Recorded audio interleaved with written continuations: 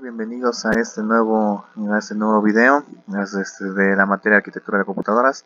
Vamos a tratar un tema con respecto a la unidad 2 de memorias, ¿sí? El cual trata de lo siguiente: lo que es los aspectos de la memoria RAM, pero más que nada enfocado al almacenamiento estático y al almacenamiento dinámico.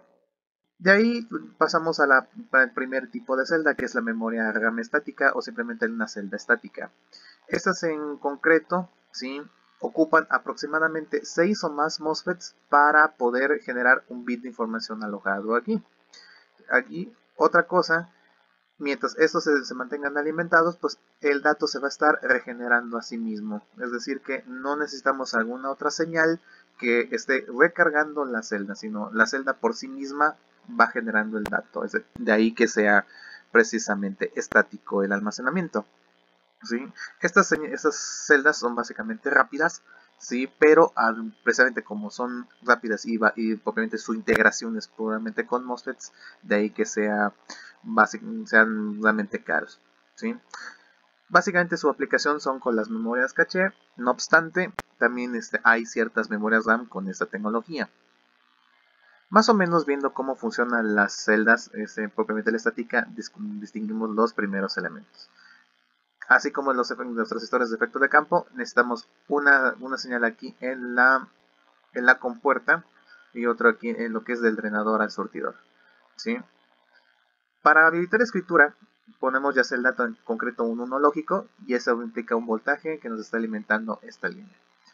Ahora, en la línea de palabra, que es propiamente lo que es ya nuestra dirección, también se habilita, ¿sí?, en un enable, y también se entrega una señal, un voltaje. Como tenemos estos elementos, ¿sí?, aquí ya tenemos que este FET, o este MOSFET, se activa, ¿sí? Lo que estamos creando aquí, o vamos a entregar, es un 1 lógico. Una vez activado este elemento, ¿sí?, este va a entregar corriente de drenador de surtidor a drenador, ¿sí? Y ahora, tenemos aquí dos compuertas lógicas que internamente también son transistores MOSFET, pero a fin de cuentas se representan así. La lógica es un inversor, pues de toda la señal que le entre le vamos a entregar al final el resultado preinvertido. Si aquí estamos entregando un 1 lógico, a la salida se genera pues un 0. Y como entra un 0 lógico, se genera un 1, ¿sí? Y este va a recircular en la celda de aquí. Lo que estamos almacenando es de hecho un 1 lógico. Este se va a quedar aquí almacenado hasta que no se generen los elementos de lectura o se reescriba el dato. En el caso de un 0 lógico, igual la línea de bit de salida se mantiene habilitado en 1, y este 0 pues básicamente sería una señal sin corriente como tal. La línea de enable básicamente se activa como aquí, pero nada más que nos falta un elemento de activación, pues esto se va a considerar como una corriente 0, ¿sí?, o propiamente lo que es un 0 lógico. Ese 0 lógico, pues, aún entre comillas, entra, ¿sí?, a esa compuerta lógica. Ahora es un 0, sale con un 1. Este 1 lógico, ¿sí?, al entrar a este inversor, pues va a entregar lo que es un 0. Y esto, como en el caso anterior, va a estar recirculando. Lo que tenemos aquí almacenado es un 0 lógico aquí en esta celda. Cuando hablemos de lectura en una celda estática, ¿sí?, ahora tenemos que rehabilitar estas señales y permitir esta de salida. Habilitamos aquí esta señal con un 0, habilitamos, ¿sí?, el cual nos va a entregar un voltaje propiamente en la compuerta de este FET, ¿sí?, y dado la carga que tenemos almacenado aquí, pues este va a permitir la recirculación, ¿sí?, sea un 1 o sea un 0. En el caso si es un 1, esta señal básicamente este voltaje, esta corriente se entrega, ¿sí?, por esta señal de aquí, ¿sí?, y a eso permite propiamente la descarga. Si es un 0 lógico, pues evidentemente este transistor no se activa, pero la señal bit interpreta que es un 0 lógico. El otro tipo de celda es la celda dinámica o las memorias RAM dinámicas.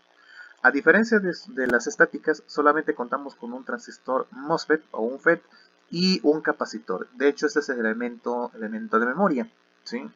De ahí que sean más sencillas en su construcción, ¿sí?, y obviamente más baratas a comparación de las celdas estáticas, ¿sí?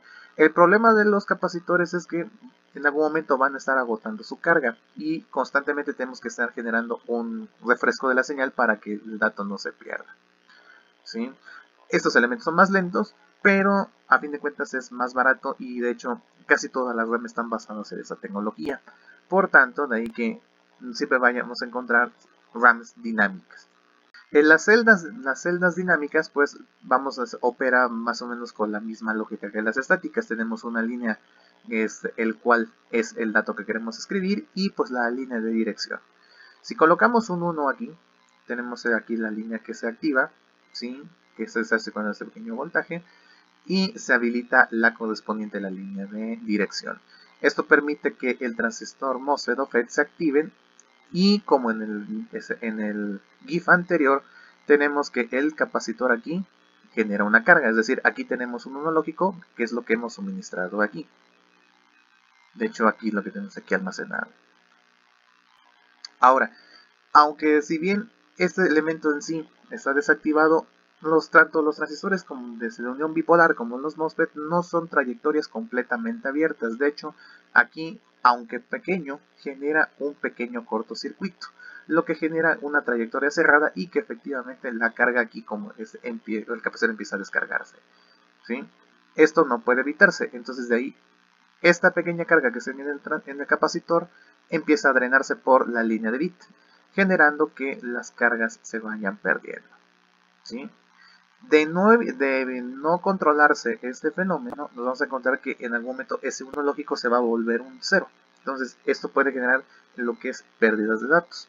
De ahí que estas celdas requieran una señal de refresh o de refresco, que es similar a actualizar una página web. Lo que se hace es volver a escribir el dato, ¿sí?, en la línea de datos y nuevamente habilitar la señal de enable o la de dirección para que nuevamente el transistor se active, genere un flujo de corriente y otra vez el capacitor se cargue, ¿sí? Realmente esto es concreto para lo que son los unos lógicos, porque realmente los ceros lógicos pues es una ausencia de carga, por lo tanto no es tan crítico como en el caso de los unos lógicos. Aquí tenemos almacenado un nodo y esas son las diferencias entre nuestras celdas de memoria. Muchas gracias. Si te gustó nuestro video, ¿sí? dale like y compártelo. Un saludo.